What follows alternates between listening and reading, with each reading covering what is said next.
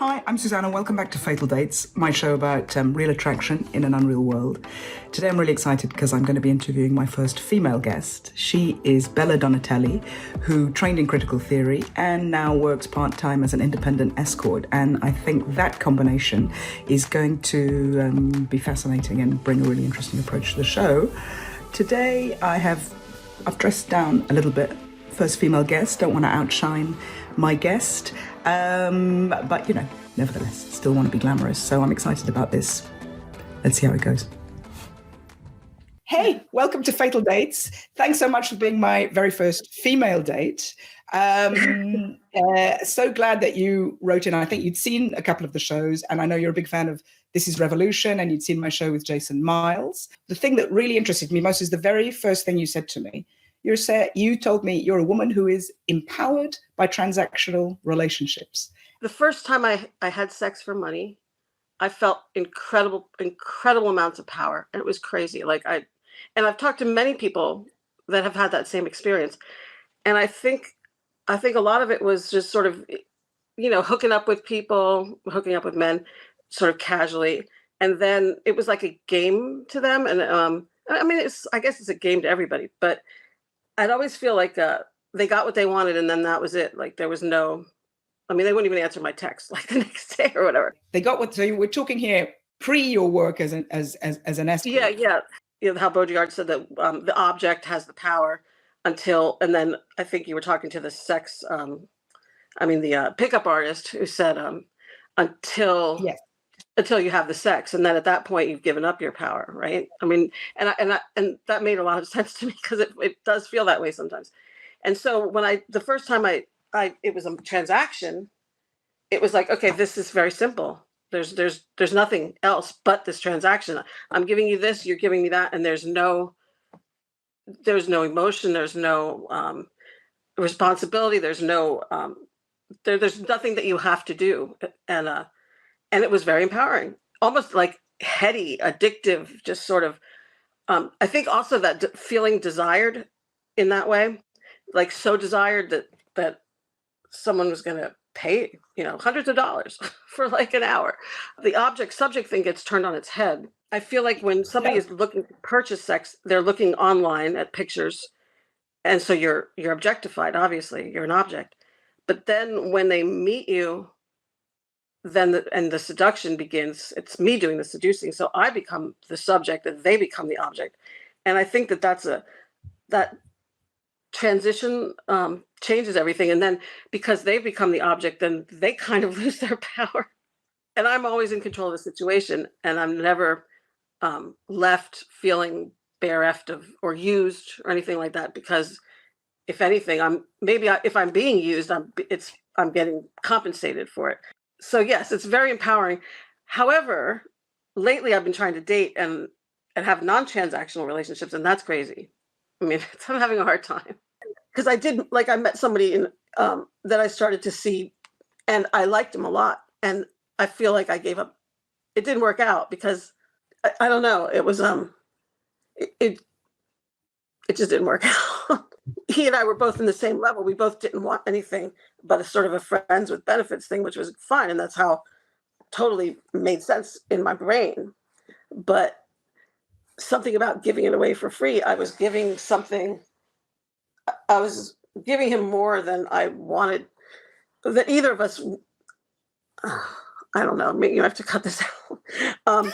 There's something there is a safety behind that wall of transaction, because like one man joked with me once about what they're paying for is that they don't have to see you again, right? They don't have to. Yes. They don't have to deal with you being. It's not that they don't enjoy. But I kind of get that, where they don't want somebody pestering them, right? They don't want somebody. They don't have to deal with it. They're done. And and same thing with me. Like I don't choose them, but they choose me. And it's not like I can't tell somebody to go if I don't Right. want to be with them. Right. But Right. So this is I definitely can set something. all the rules. I can set all the boundaries. I can say no, you can do no, you can't do this. Yes, you can do that. I could. I don't know that I could necessarily be that. Okay, here's the thing. This whole idea of when you talk about Lacan and postmodernism and all these guys, they always talk about splitting, right? About or about disappearing and appearing. These sort of there's always these dualisms that are going on. And Mhm. so when I'm doing that, I'm living a double life. And so that's the most interesting thing is that I've got what's going on when I'm working is one is Bella. That's my name. But when I'm not working, I'm not Bella. I'm my other name, my given name. And I'm still the same person, but at the same time my ego is kind of split because I can when I'm Bella, I'm very, very assertive. I take no shit from anybody at all. I mean, I don't care. I'll say things. I'll text. I'll just tell people. I'll I'll just say you're blocked. I don't even want to talk to you again. I'm very, very assertive. But when I'm me, I'm a little bit less like that. So, but it's the same thing. I know that Bella. I am Bella. I mean, there's not like it's not like I don't know what I'm doing or I'm not. It's not like a split personality where you're not aware. You know what I'm saying? Mhm. Um, Mhm. but it creates all kinds of really interesting things in the brain, and you're always basically alienated from the world or from yourself because you're always in order to be in the world you have this mask, right? And the mask is your other is what you put up in front of the world. But imagine having two masks. I guess I have 1,000 masks probably, um, but having these two identities, but at the same time, I'm the same person. Learning to balance that and figuring out, well, can I get a little bit of Bella in my life when I need to be more assertive? Because I do find that it's one thing for all of my sexual relations to be transactional, but if my friendships are also transactional, then I've thought that was problematic. And so I was venturing into friendships. Of course, I can't have a friendship that isn't eventually sexual, I guess. Um, What about friendship with women? Do they become sexual? they could.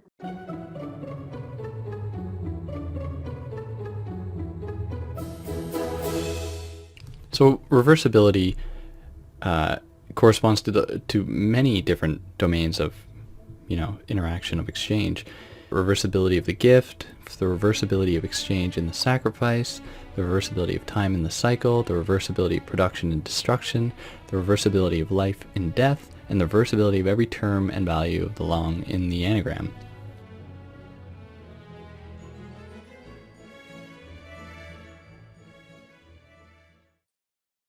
It feels natural. I think the only thing is that because of the way our society is structured, there's a certain stigma about maybe being discovered, or there's a certain stigma about it's not. I mean, if you get if you were to have something with the law, some sort of interaction with them, then I mean, I think you have to register as a sex offender or something.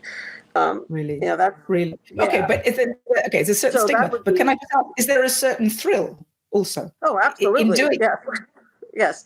I mean, I'm always been a thrill seeker, so I mean, which is a good thing and a bad thing. I'm going to ask you a question. We can cut this out. It's a very personal question. I'm so nosy for asking it. But is it very thrilling? Was it very thrilling when you first started this work to be so naughty, to sell, and does that continue? I Absolutely.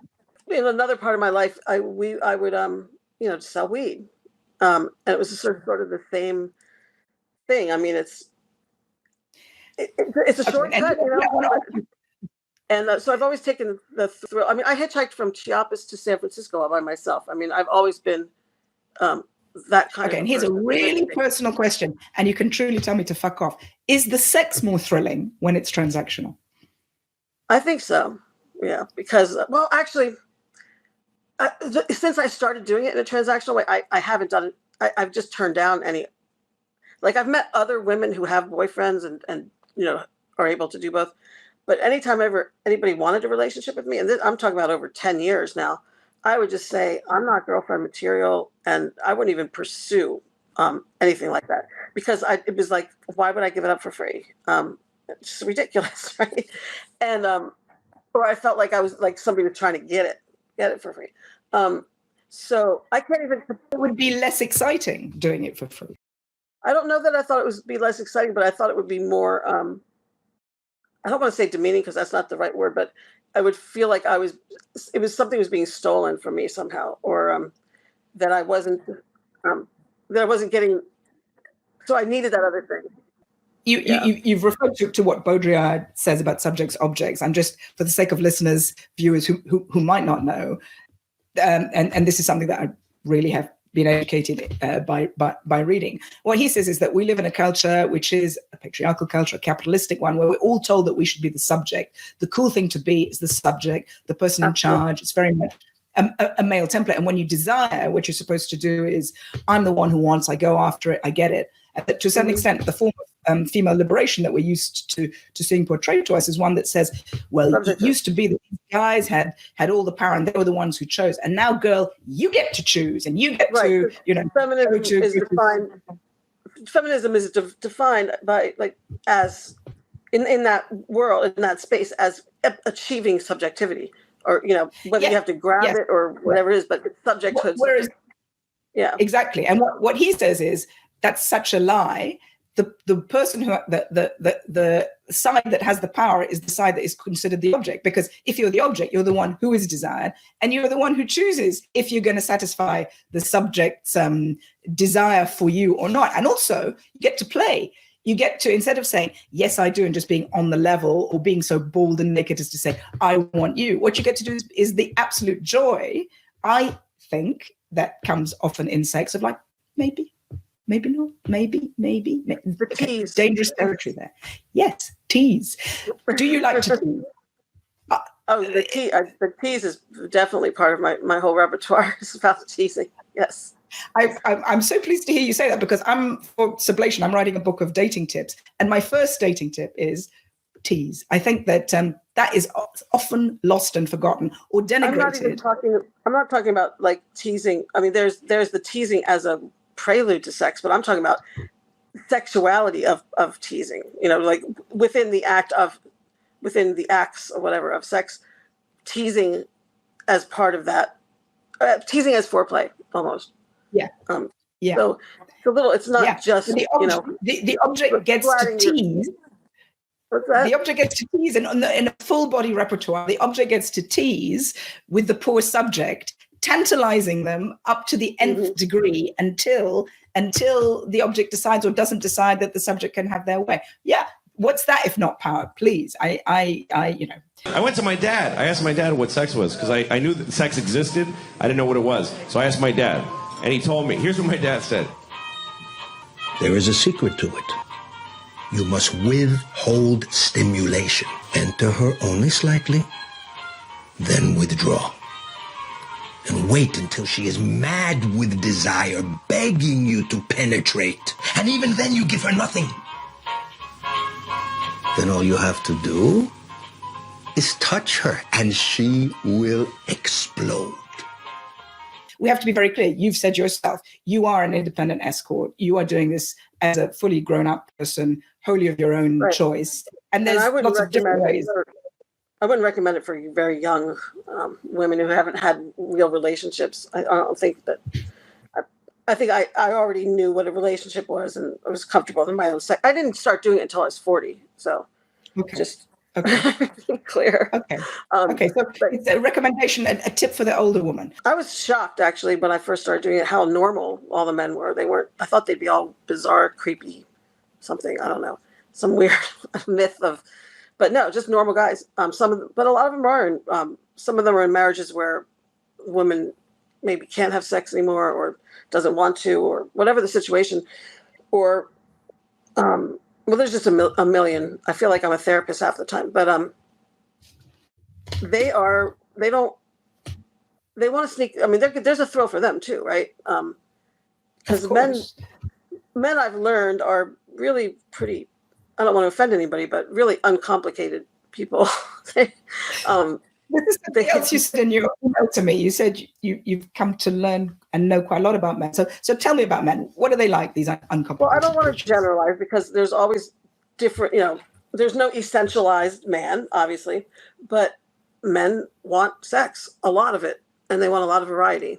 And I'm not saying that women don't want to have sex, because we do, but men, I think it was your pickup artist guy, which I know I disagree with him on so many things, and I know that he said something about how men think about sex more than women, and you kind of pushed back, which makes sense. But men think about sex a lot because I mean they're very honest with me about it. I mean, the average man must masturbate, well, at least every day.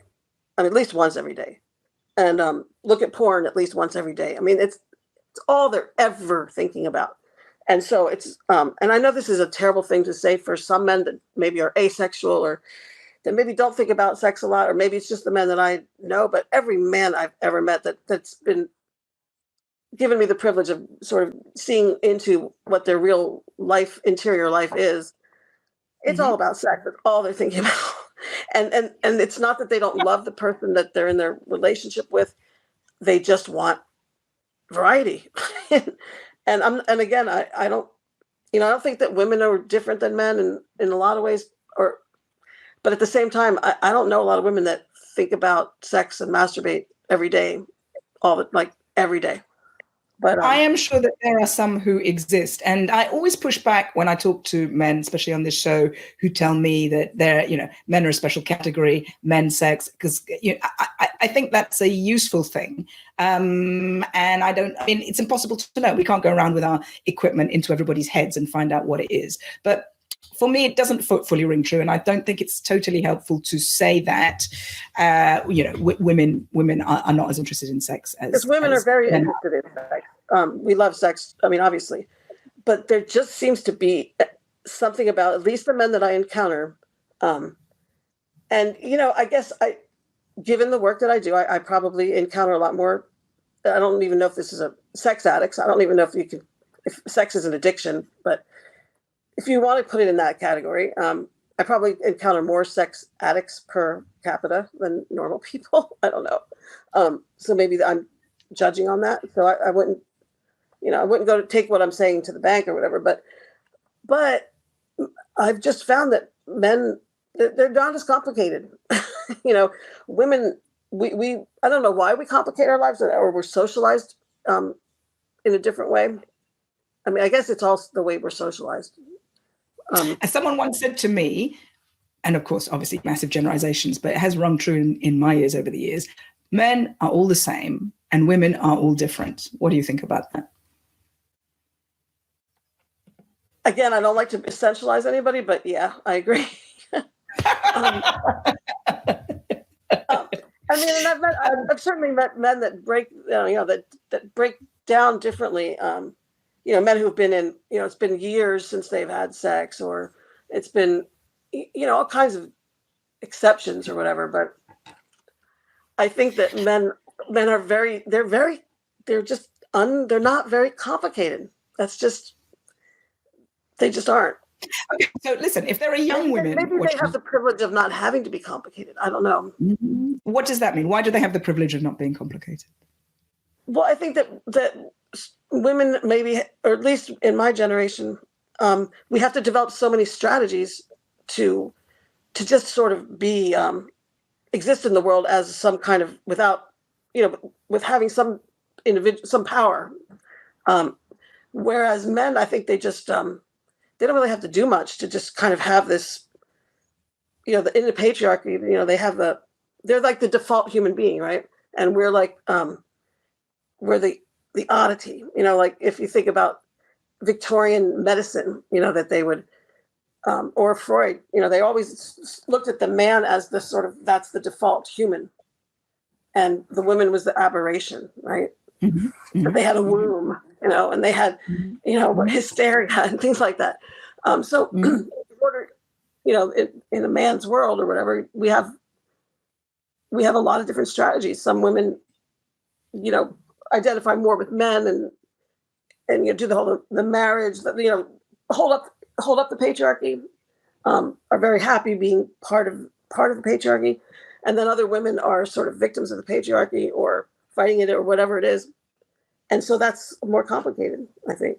With that Madonna whore thing, where men tend to black and white women, you're either on the pedestal being worshipped and the woman to marry or have kids with or whatever, or you're in the gutter, and there's no in between at all. You see, what I think is what you've just said is you're either their marriage material or you're in the gutter. And a sense that I have is that sometimes women who, in your term, are in the gutter are women who are threatening because they're very sexually appealing. And I think my sense is, for whatever reasons, it's been very, perhaps for the reason that you say men perhaps are more simple creatures thinking about sex more, therefore incredibly vulnerable to someone who is sexually attractive. And part of the project of the patriarchy, of course, has been to control that aspect of attraction. And right. Part of that has been to say women who hold it in, either because they know that they're holding it in or because they don't even know and fully understand their own sexuality,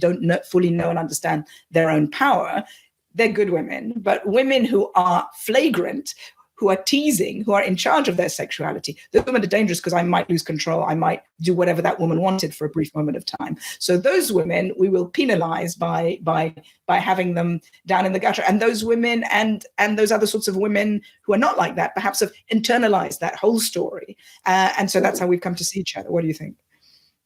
Well, I think that, I think that women have been penalized.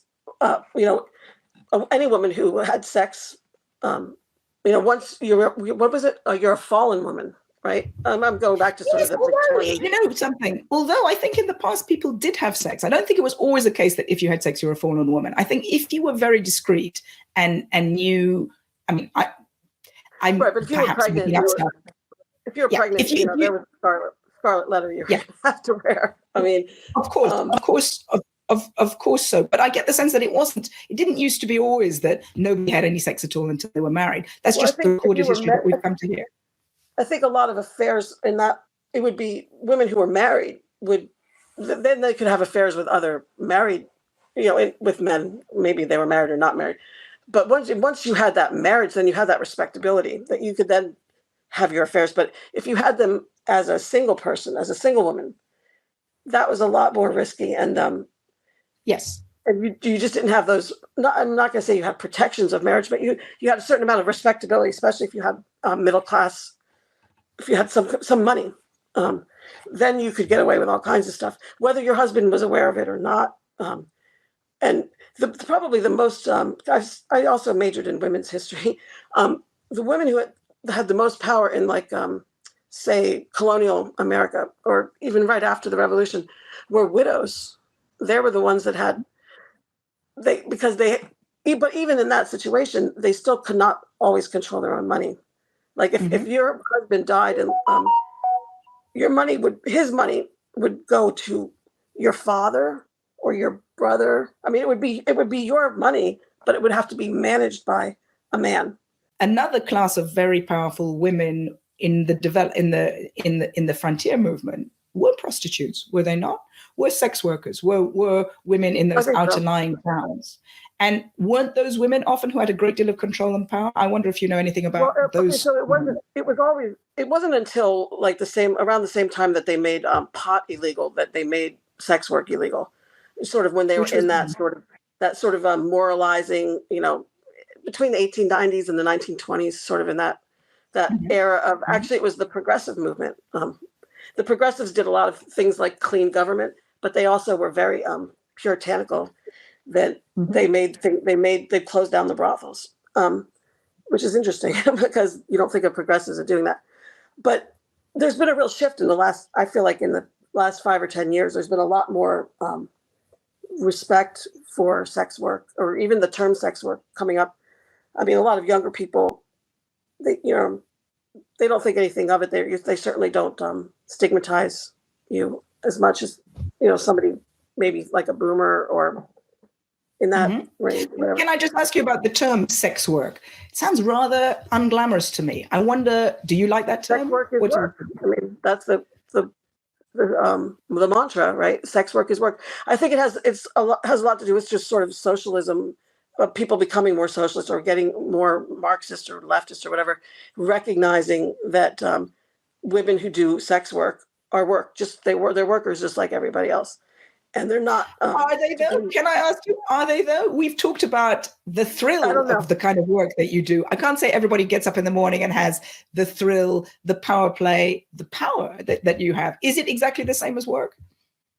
Yeah, I don't know. I mean, it's work in that we're certainly not capitalists. I mean, we're on the side of the revolution. Although I think a lot of sex workers are libertarians, honestly. I mean, a lot of them are, which is interesting, but it makes a certain amount of sense if you think about it. Like the ones that, and anyone that, I mean, a lot of sex workers, especially that I've met on sort of online or on Twitter or whatever, are libertarian. But it's not like, I mean, I'm trying to think of any other job where you work for yourself, where you're not, I mean, you could be a small business person or whatever, but Well, it's like being an artist, I guess. yeah, it is kind of, yeah, because you're commodifying. When you're selling your art, it is probably the closest thing. I mean, I think all work is you are selling doing your- a very skilled personal trade that can give you a great deal of personal satisfaction, and other people are admiring what you're up to so much that they're going to pay for it. Well, but there's a lot of people and a lot of men, not just women, that think you're demeaning it. You know, the having a lot of sexual partners is still considered a little, weird, or maybe not moral, maybe, or the fact that, like, women. I don't know if you've noticed that whenever a man cheats on his girlfriend, a lot of women will blame the woman that they cheat with, and which I always thought was really weird, because it was like, he's the one who made that choice. I mean, maybe she knew, maybe she didn't know, who knows, but he knew, right? And so why would you like go after this woman for sleeping with your man? Well, I completely agree with you, but the argument might be because we're all in a patriarchy, because men are simple creatures who think of sex the whole time. Did you have but no if solidarity? you weren't around there flaunting your stuff, and he wouldn't have done it if it wasn't for you, like. Yeah, which is part of why I have objections when people say men are just interested in sex and women aren't, because then we have to do a whole sort of nannying of these poor men who can't control themselves and fall over their dicks every time they step out of the house. I mean, I'm not going to go so far as to say they can't control themselves. I don't think that's true at all. I just think that they struggle with it a little bit more. Baudrillard disputes the conventional wisdom that when everything is taken away, nothing is left. Because theory cannot accept the existence of a remainder, as in meaningless and insignificant byproducts, it cannot be subtracted from the whole. Is it demeaning to do sex work? I don't think so. Every once in a while, there'll be one that's like, that wasn't so great.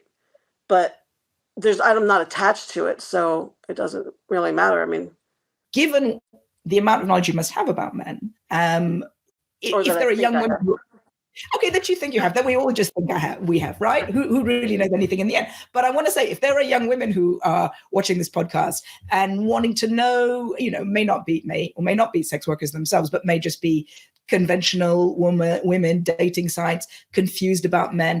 Do you have advice? Do you have advice for us, for younger women, given the amount of knowledge that you have? Sorry, I don't know that I could be very good at telling you women about relationships, because I don't know that I do them that well. Maybe that's why I prefer the way I'm doing it now. I know that a lot of men complain about their wives or girlfriends not giving them, always, I don't want to say controlling, but they always feel like they're going to get in trouble. I don't know what that's about. Like you're their mom or something. And to the extent that I don't know that do you want your man to feel like he's going to get in trouble with you? I don't know. I wouldn't do that. Wouldn't like sort of have this keep him on a leash kind of thing. Some women in relationships get a little too high on their own. Like they think that he's so into me, he's never going to look anywhere else. Well, he probably will. In terms of dating sites and stuff, I don't know why people give up all their pictures and stuff so quickly. I wouldn't, I don't like many men in the process of trying to contact me. They don't have any intention of coming to see me. They just want to get whatever they can out of me for free on the Right. phone, right? They want to text, they want to sext me, they want to like talk all dirty and stuff. I give them no time. I was just like nothing. It's like, do you want to make an appointment? And if you don't, forget it. I don't want to talk to you because at first when you get dragged into these long, and basically they just want a picture that they can jerk off to, and then that's it. They're done. They're never going to come see you. They're never going to do anything. They just want that picture because pictures really work for them. And so I would not just give some guy a picture of nudes, because that's all I mean, unless that's what that you also get a thrill out of that. And that if that's your sexual encounter with that person and you're into it, hey, we exchanged pictures and whatever, we both masturbated and we had a fun time. Okay.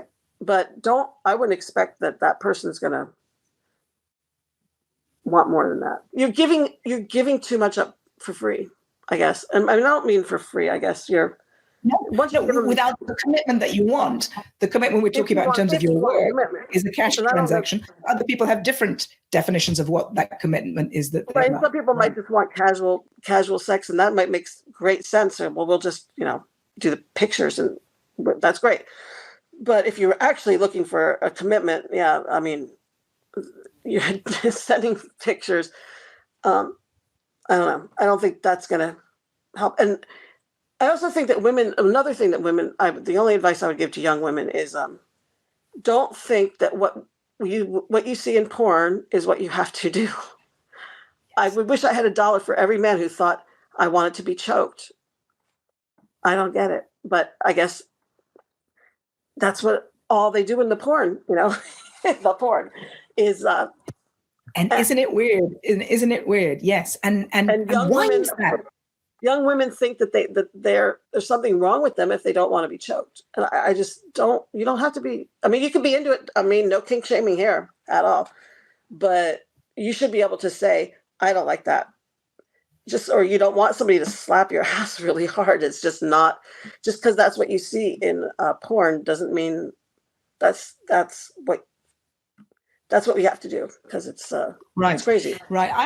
I have a personal theory, which is that to some degree, all porn is revenge porn. Well, all mainstream porn that we see, and the shocking thing about the mainstream porn that we see, obviously not that I watch any porn at all, as I said in my date I had with Gary. Perhaps when I wasn't noticing, I might have watched some porn without being fully aware of it. And if that were the case, it would seem to me that the very mainstream porn that we're presented with is immediately, it's designed for men, is immediately choking porn, violent and aggressive porn, a kind of revenge that men are having on women. And when I discuss this with Jerry Barnett, who is a porn advocate, he said to me, it's because women like, the evidence is that women like more violent stuff than men do. Whereas what I should have said to him there is, and I really regret that I didn't, but isn't it just an endless refracting loop where women are giving back to men what they think men want from them, because women are enjoying, consciously or unconsciously, being the object, wanting to inflame male desire because that's what's exciting and a turn on. And therefore one thinks, oh, men like that kind of stuff, so I'd better be doing that kind of stuff. Whereas I think that there is, and I just do think there is a dark undercurrent to porn, where all porn is revenge porn, and it's the revenge for men being so very susceptible to the beauty of women. And rather than making a lot of porn that's about a wonderful connection, it's therefore like, I am attracted to you and I want to punish you for this attraction that I have to your body. Yeah, I mean, I think that there's a lot of truth to that, and I remember that conversation, and that was a really. There were many things that he said that he actually pissed me off more than the pickup artist, which is very interesting. And it could be because the pickup artist had some. You're not expecting certain, maybe. I'm not expecting any kind of morality or whatever from somebody who basically is trying to manipulate women into having sex with them, like as a living or as a tried to teach other people how to manipulate women.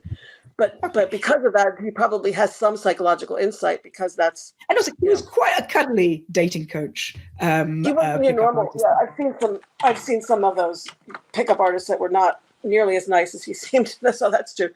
And there was the advocate of porn. The most interesting thing that he said was when he was talking about porn, he said, "I use porn for this. He constantly talked about its use value, and that was just really interesting to me. Not like I watch porn for this reason or I like porn for this reason. It was like I use it, and that's what it is, right? It's I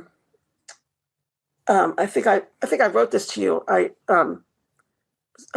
Something with a human. I was making a joke about what socialism with a human face, but it was a sex toy with a human face. Or that's what I think. Is that what I said? Sex toy with a human face. Yeah, I think that is what you. Because. Is that wrong though? Is that wrong? But I think it's important to understand it as that's what it is. It's just a sex toy. It's just a sexual aid for them to jerk off. There's no, just to be blunt with that, there's no other use. I mean, that's what porn is. That's what it's for them. And I didn't really think that's what it's for. I mean, I thought it was just something you watch it or maybe it makes you horny, but that you I think I was telling you this too. Again, I don't like these ideas of porn addiction or sex addiction or whatever, because I think addiction is this other thing. There's a DSM that talks about addiction is whatever you're doing, it affects your ability to be in your family relationships, your work relationships, things like that. People can use, whether it's drugs or porn or sex or whatever it is, they can do it all every day or whatever, but not be in this point where it's ruining their life. And addiction, giving other things addiction that aren't substances, is kind of odd. But saying that, this idea of a porn addiction makes there are people that are crazy about. I described to you more than once being with a man who actually had his phone out while we're having sex, that could not come to climax unless he was looking at porn while he's actually with an actual person. Wow. That just blew me away. And or another person that they just needed to hear it. He said, I just need to hear it on the phone, but he couldn't, I mean, he was with an actual person. That just, like, why are you even with the person? I don't even know.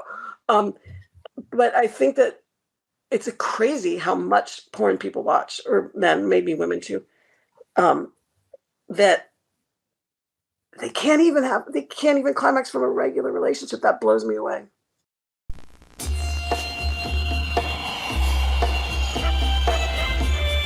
If you're searching for a cool, refreshing experience, the war zone, in other words, may not be, in defending the self, may not be any one of the classical ways, like the working class versus the ruling class, the slaves against the masters, oppressed women against a patriarchal society, blacks against whites. No, the struggle in the future may be to maintain the real against the unreal, or the hyper-real, or the irreal. if you're searching for a cool, refreshing experience, the battle lines may be between anonymous forces that have been unleashed by a technology that grew out of capital, that will be controlled in the hands of not many people, perhaps not, I mean, we don't know, and people who still would like to have some experience. This wouldn't make them archaic old fuddy-duddies if they said, hey, look, honey, why not tonight? Why don't we really make love, the two of us, instead of getting in our virtual reality sex machines? That may become a revolutionary move in the near future. I see you got my message. I see I'm not the only one. Something that we're told, or I certainly feel I was told growing up, which is that you're going to meet a soulmate. They're going to know you exactly and intimately. You're going to mesh absolutely and properly. You're really going to know each other. And this has caused me a lot of problems in my life. And what I've come to feel, maybe you feel the same, is it's never going to happen. You're never going to know somebody. You're only going to have your fantasy of who they are and their fantasy of who you are and your fantasy of yourselves. And it's much better to be a lot more honest about that and say, I will hold your hand and be your companion in this, but I'm not expecting to do a forensic Sherlock Holmes to get to the bottom of you or for you to get to the bottom of me, because it's impossible. It's an impossible dream that's just going to frustrate me. There's no true, that you talk about like your true self or your true identity, my true, my real, whatever, my true being, whatever, my authentic being, whatever it is. I don't know that really exists. I mean, getting into the math again. I think that in our age of a lot of psychotherapy and a lot of victimhood and defining crimes done against oneself, it imprisons us in a masturbatory space, which is inside ourselves, a very dull space, I would suggest. Whereas for me, the pleasure is interaction with other people.